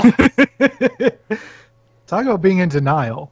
Well, I mean, the thing is like, I think that... Okay, so wrestling itself, just the concept of two mostly naked dudes going at it and getting all sweaty on a mat, like that concept is a little gay sounding, and I think that wrestling fans are hyper aware of that. And so anything, and this goes back to especially like Attitude Era fans, anything that is like even close to being gay is bad to them, because the whole, I mean, I remember being a wrestling fan in middle school, and I would like walk around with my like Triple H shirt, which I regret now. And at least you weren't wearing a Stephanie McMahon shirt. No, not that I own one now.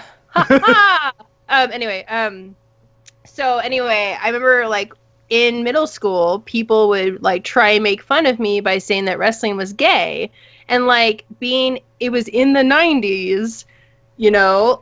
Yeah. I was 12, like that made me feel insecure too, because like you were taught like at that point in time in like the 90s, you were taught that like that was bad and you should be ashamed. And like now that we're trying to be more progressive and we're trying to teach kids it's good to be yourself and all that stuff, I don't know if wrestling fans have caught up. And so you have wrestling fans who know that like all this stuff is good and it's interesting to have these kind of things, and there's ones that are still kind of stuck in the past. So I think that's where it comes from. I think it's kind of complicated that way. I could definitely relate to that because I as well sort of had that mindset for a while, but thankfully I've kind of matured over the years. Right, yeah. As I've seen, thankfully, a lot of other people do the same as well. Yeah. But not everyone. I mean, a lot of people are stuck in the Attitude Era. There's still people who are like, when is WWE going to stop being PG? Like, dude, are you serious? Like, it's going to be PG forever now. Like, that's just... Yeah, because PG is what's making them the most money they've ever made. Like, literally, look, all you do is just look at their profit reports. They're making more money now than they were making back then. Fucking Eric Bischoff called it. Back in the day, during the Monday Night Wars, Eric Bischoff said, we can't keep doing this shit because one day the sponsors aren't going to want to stick with us. We're not going to be able to expand. We're not going to be able to keep fans who are trying to have kids. And he was 100% fucking right. And that's that. Yeah, and for anyone who wants to make comparisons to New Japan, in Japan, what they do is consider PG. Yeah. Yeah. Like what? Yeah, because English swearing isn't much of a thing in Japan. They don't really care about that. No, well, it's the same thing with like if you swore in a foreign language here, it wouldn't really matter either. I don't think. I think it's happened before. So, but anyway, yeah, I think that wrestling fans are just insecure about it. Fireball Disaster made a reference to one of my favorite reviewers because, damn it, everything's gay about it. Yeah. For those who don't know, that's a reference to Des Shinta in his review of Kamen Rider Double. Yep. If you like your gay bromance, you'll love that show. Oh, yeah. Let's see some other stuff here. Guess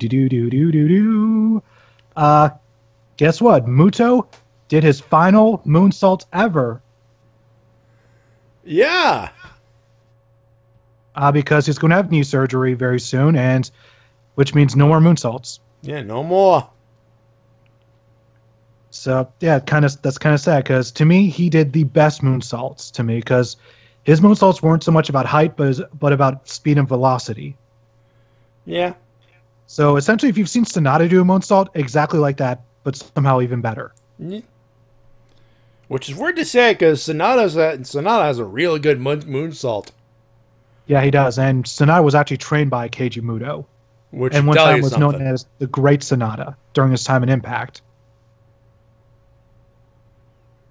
And LPH, well, we are getting more black storylines now more than ever, thankfully. Yeah. I mean, at one point we had a whole bunch of black champions. I mean, Sasha Remember Banks, that, anybody? Yeah, I remember when Biggie tweeted that photo and some people got upset over it because it said Black Excellence. Ugh, so stupid that people get mad about that. I actually think that Big E should get a run at the main belt. Yes, I've been saying Do that you for agree? the longest time, Good, especially I'm especially after the promo he cut this week. Yeah, no, he is so... It'd be so perfect. He's great on the mic. The New Day are like the hottest thing in WWE. You have your boys with you. You go for the fucking belt. You win. Everybody's happy. Everyone's eating those gross pancakes that make me want to throw up. And we're all good. What's funny is, like, the New Day themselves, they don't want Big E or Xavier to win. They want Kofi to win the world title. Yeah, and I get that, but that's not going to happen. It's going to be Big E. It has to be Big E. I know, but they even said, like, if we're the final guys in the Rumble, like, the two of us are jumping out and Kofi's going for the belt. I know, but, like, as far as... Yeah, as far as what's actually likely. Yeah. I get why they want that, too, because Kofi's been there forever. I agree. Yeah. But, like, as far as just the whole package together, like, Big E even has the look that McMahon usually likes. So it's kind of amazing that he isn't been world champion yet. Because he's a big, muscly guy. But then again, we say the same thing about Strowman. So Strowman's going to be champ. Strowman's going to be all the champions. Yes. Tag team champion, the other tag team champion, the other tag team champion. And then the Braun Strowman tag team champion. He's going to be the Matt Hardy of champions then. Just go on an expedition of gold. An expedition of gold. He's going to be brawny 3 belts. Just like Zacky 3 belts. Yeah. Oh. Let's see here. Some news. Here's some news that shocked me. Taiji Ishimori left Noah. Oh no. Yeah. That's the thing. Former, Impact Wrestling X Division champion. He's also pretty much been one of the aces of Noah recently. So this comes as a pretty big shock, at least to me and a few others that pay attention to Noah and Impact and all that stuff. Little bit. So I assume this means he must be going to WWE or New Japan. Good for him. Yeah, he's really, really good. He has an awesome theme song. He comes out wearing this awesome-looking mask, and he's just so good in the ring. If he shows up to New Japan, you're gonna love him. I can't wait. Let's see here. Something that only me and Matty, I think, are going to be sad about is the fact that Vlad the Party Czar has left Chikara. No! Yeah, why? He wrote a blog post announcing his departure. Aww. What happened? He only gave like in character like reasons for leaving. Nothing like actually. Of course. Because Chikara does not like to break kayfabe. And some better news for Chikara. Kimberly is going to be returning on King of Trios with Los Ice Creams. Yay! I'm not happy about that. Yeah, were you not happy about the fact that they released Kimberly? Because if that's what you're groaning about, fuck yeah, girl, you're right on that. I'm real sad about that. She had a really unique look, and she's a fantastic wrestler, and I just don't understand. What's the main reason for firing her? Is it because she looks different? Is that what it is? Because she's not like super hot or whatever? Like the thing that I like about her. I disagree with that, by the way. No, I think she's cute, but she's not like super. She's not like, I don't know, like traditionally hot. Do you know what I'm saying? Like she's not like, I don't know, like Alexa Bliss, who actually, she's not like super traditionally hot. But most of those girls, like, they have traditional good looks. And then I think Kimberly is just like really cute and awesome and like looks like a girl that maybe I would know and be friends with. And is that why?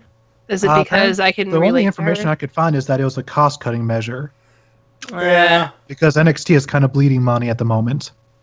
Well, it's because they should have fucking given the belt to our boy, Johnny Garlic. And they didn't. that would have just magically made all the problems disappear. It would have. He's super hot right now. Everybody loves Johnny Garlic. He's the most pure babyface they have in NXT right now. They don't have him no more. Well, he gone. Well, technically yes, and technically no.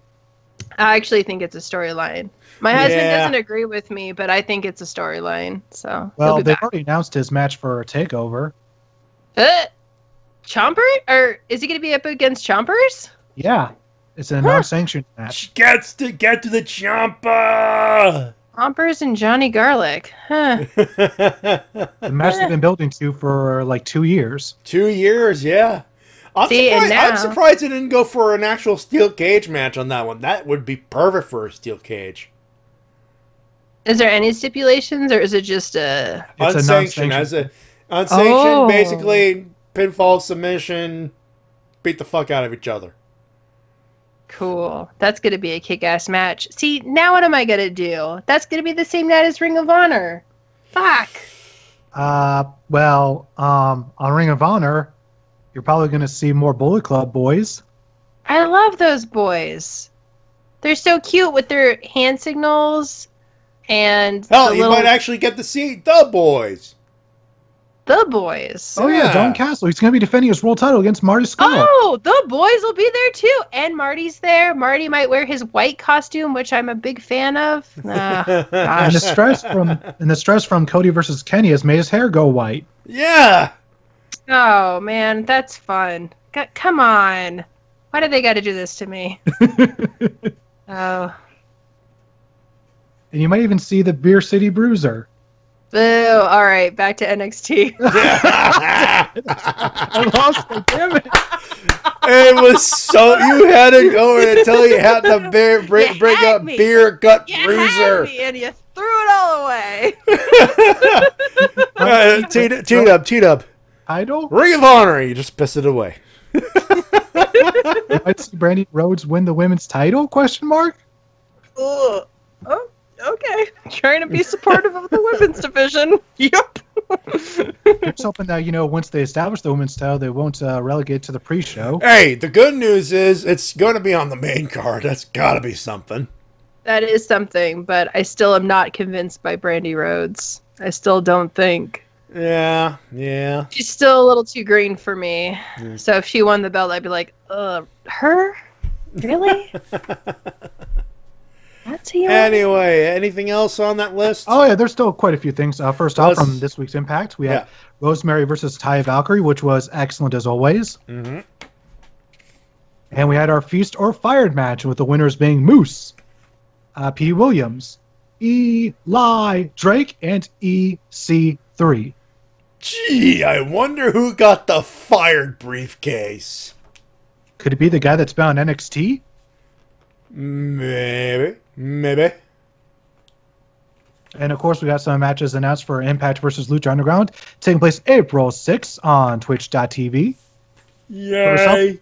We got Edwards versus Sami Callihan in an I Quit match. And we also got go so well last time, did it? Well, accidents happen. Yeah. Maybe they'll tone it down a little bit, or maybe not fucking swing a bat towards someone's face. Just a thought. Just a small thought. You know that because that's part of the storyline, they're going to tease it. Yeah. Yeah. By the way, Edward showed up this week, and yeah, his eye is super fucked up. Yeah. I'm just not a fan. I'm just not a fan of like really obviously unsafe shit in wrestling. That's why I like the Bludgeon Brothers gimmick hammers, because no one's gonna get hurt by those. I know, but that's too goofy. I can't have it be all the other way. Well, sometimes this is like Chikara or like me believing that Chuck E. T is gonna win a match. But I don't know. I just think the really, really unsafe shit needs to go. And New Japan is guilty of it too. Like sometimes you see like a head bump and you're just like, nope. Yeah, some shots in New Japan can be a little stiff. Don't like that. But yeah, anyway. Can be a little dangerous. But I think they're going to be quite fine in this match. We're also got Andrew Everett, Xavier, and DJ Z versus King Cuerno, Drago, and Aerostar. Yay! And Pentagon and Phoenix are also slated to appear on the show. Yay! And Matatsu Cueto and his twerking butt for some dumb fucking By the way, reason. that reminds me, on this week's Impact, we also had the return of James Mitchell on the Monster Abyss to confront Jimmy Jacobs and his monster. Monsters Ball, maybe? That's exactly what's happening next week. Yay! Also, James Mitchell is still one of the best promo cutters in wrestling. Why is every wrestling company not trying to murder each other, trying to sign this man? Because Vince McMahon doesn't believe in managers anymore. Dumbass.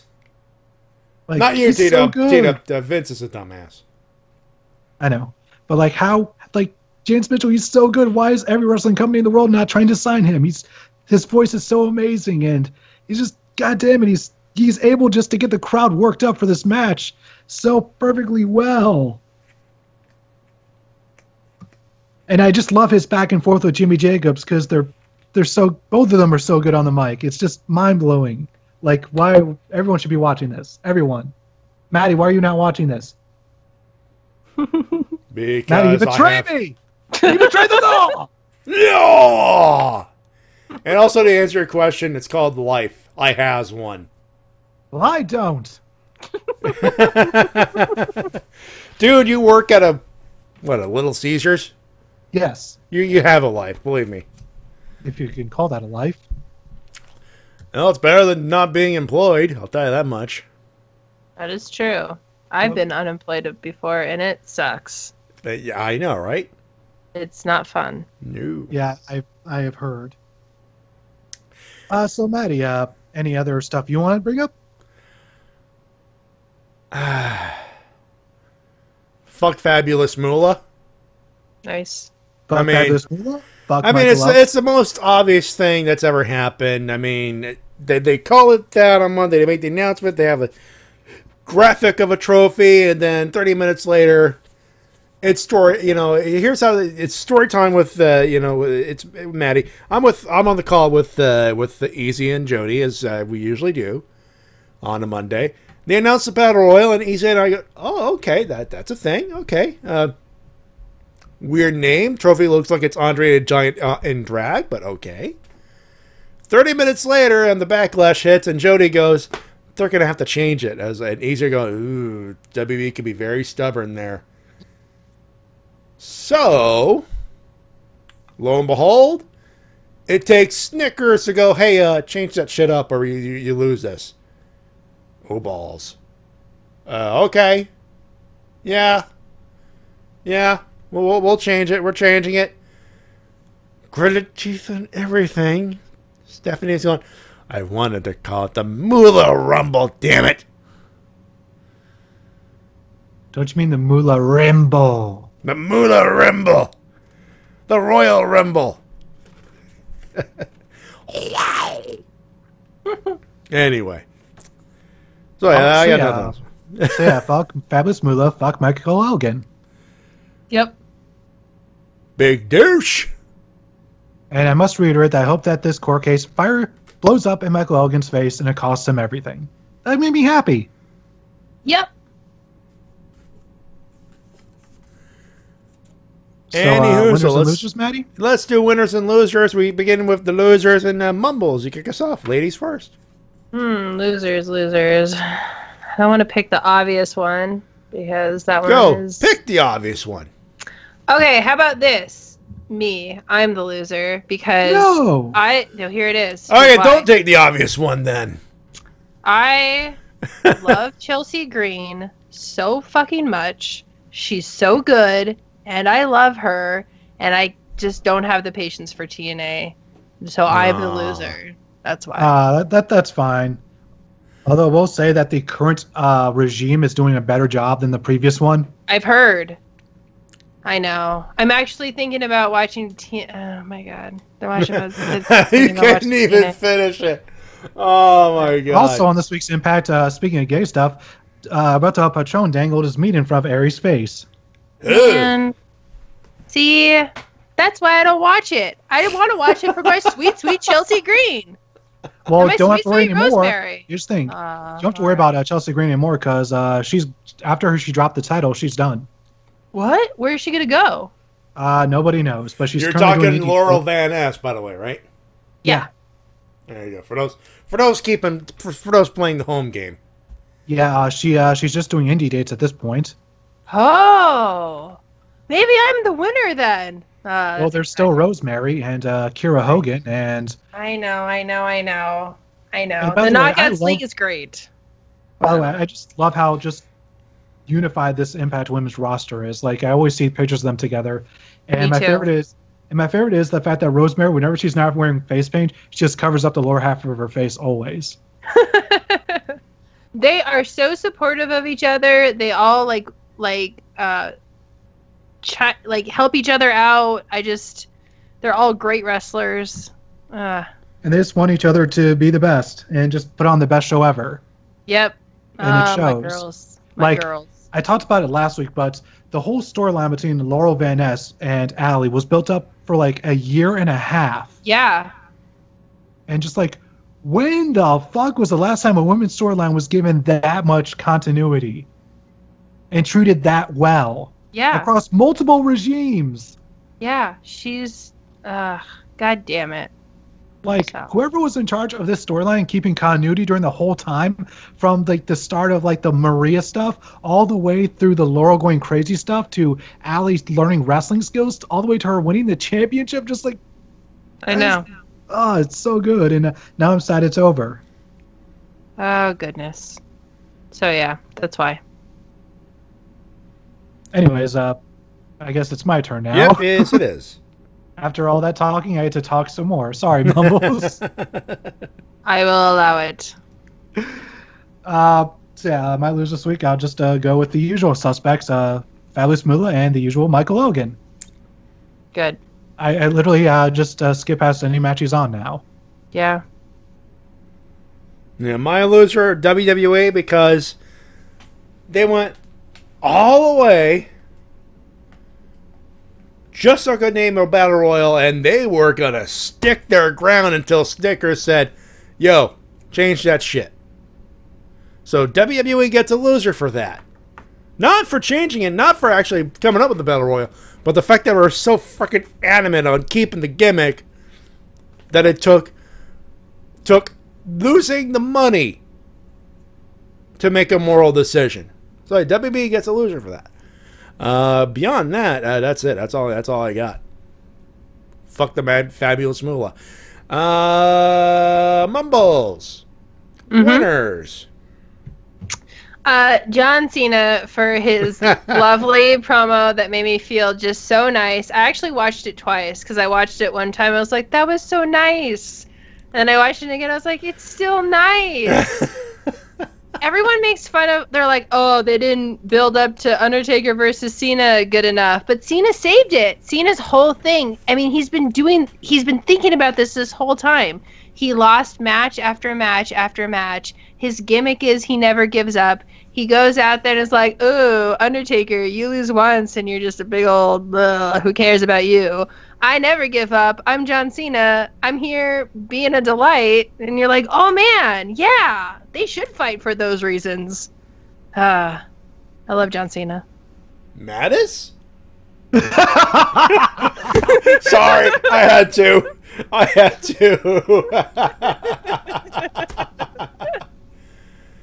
Anyway, T-Dub. I don't know how I could possibly top that winner, but no. I will say Toru Yano for just making me happy every time he wins. Yeah. Oh, we couldn't get Chucky T versus Yano. We were so close, but we were so close. At least Yano won, which it just made me happy just because of how the match was built and just the fact that Yano is good enough to be able to tell a story with a low blow. That's how good he is. Yeah. Yano's an artist. They're like, oh, Shinsuke the artiste or whatever. No, Yano is the true artist.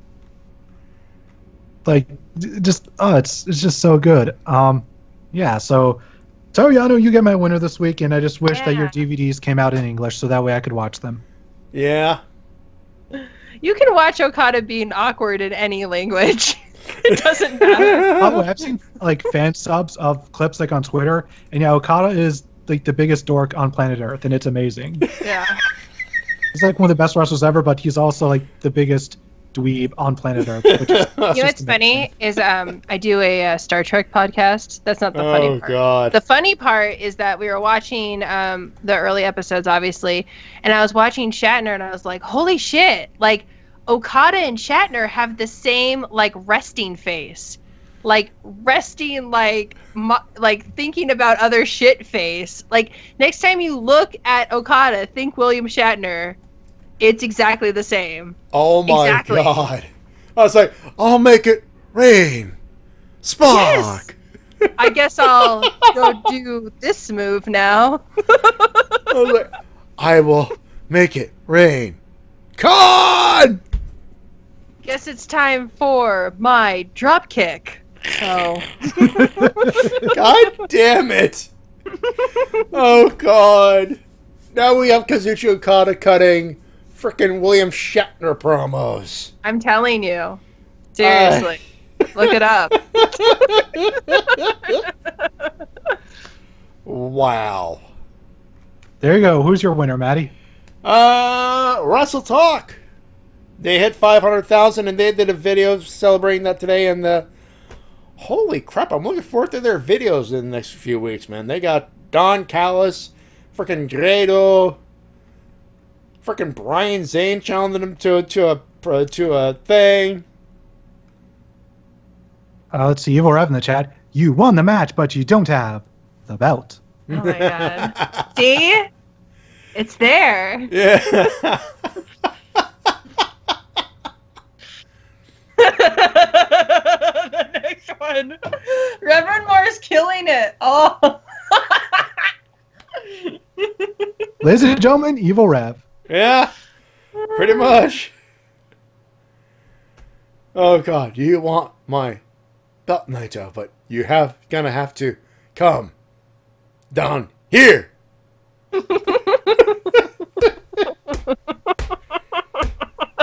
Jesus Christ. Oh God. Mumbles, what's coming down the... I can't top that shit. Mumbles, what's Mumbles, plug time. Yeah. What's coming up down the band for you in the world of social media and media in general and podcasting and that stuff? You all know you can find me on Twitter at Nice Move Mumbles. That's right. It's named after a TF2 reference. Yeah. Decade much? Okay, and then also we have my Star Trek show. You play it over the episode. So you push play on the episode and push play on my podcast. And so it's a Star Trek commentary show. Yeah, and I'm like, hey, look at that guy. He looks like Okada. Does anyone in your group get it?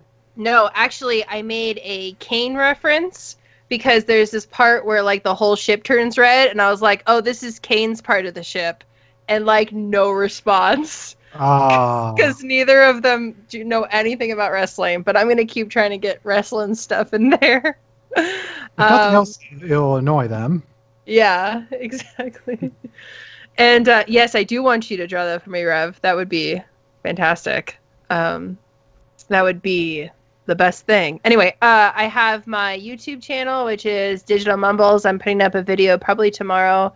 And then I do little indie games on there, which is super fun.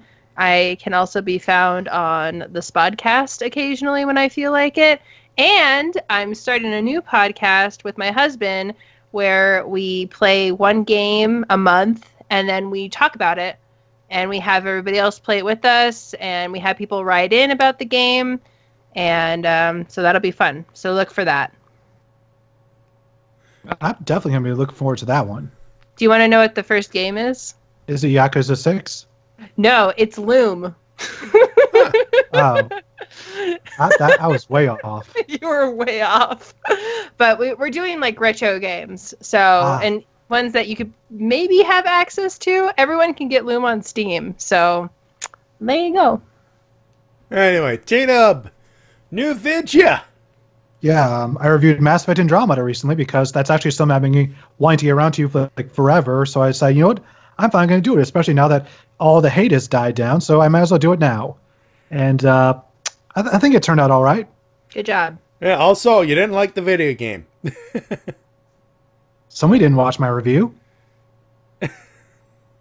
I'm the one that didn't like it. It's this guy. Ah.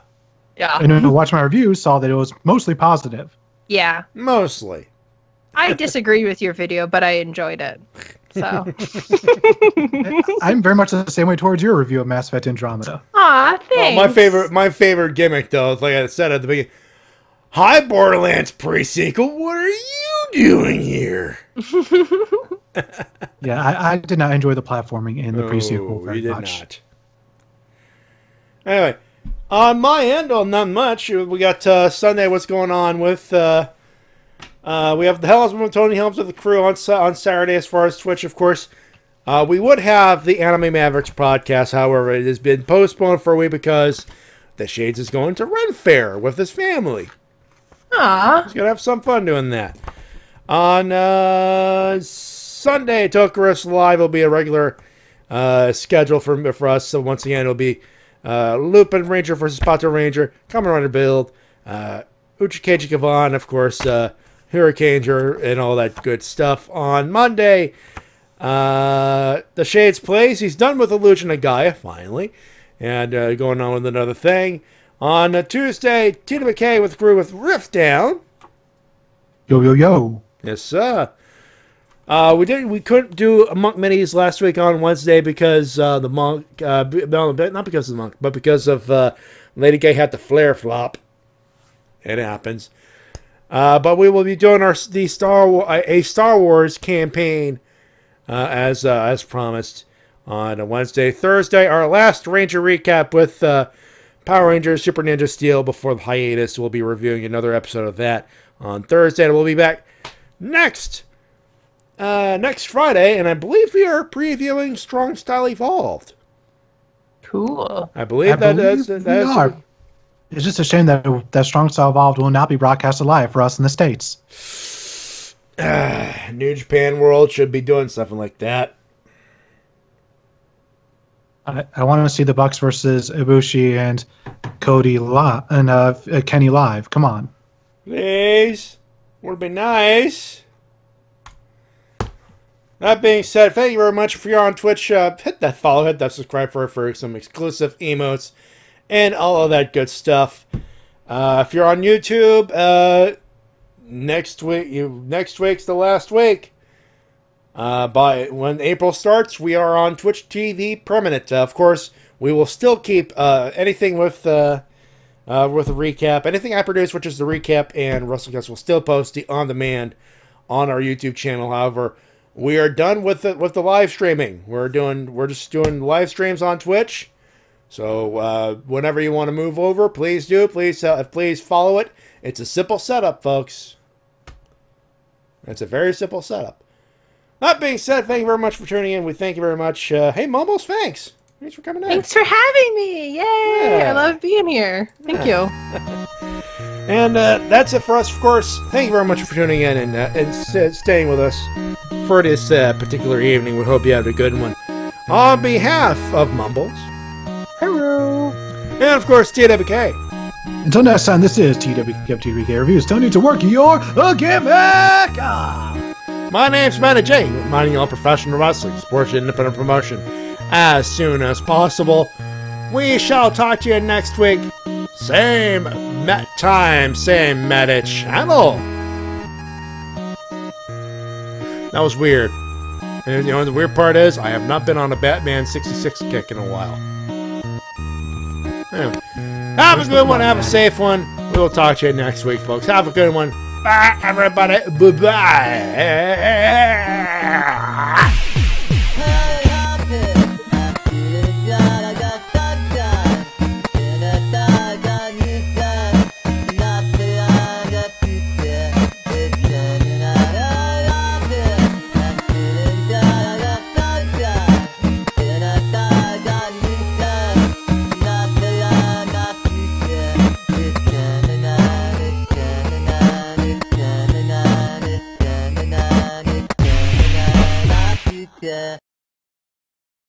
The Shakespeare of song and the Lion of Bulgaria bring to you the single greatest day of this or any year. Ladies and gentlemen, this is Rusev Day.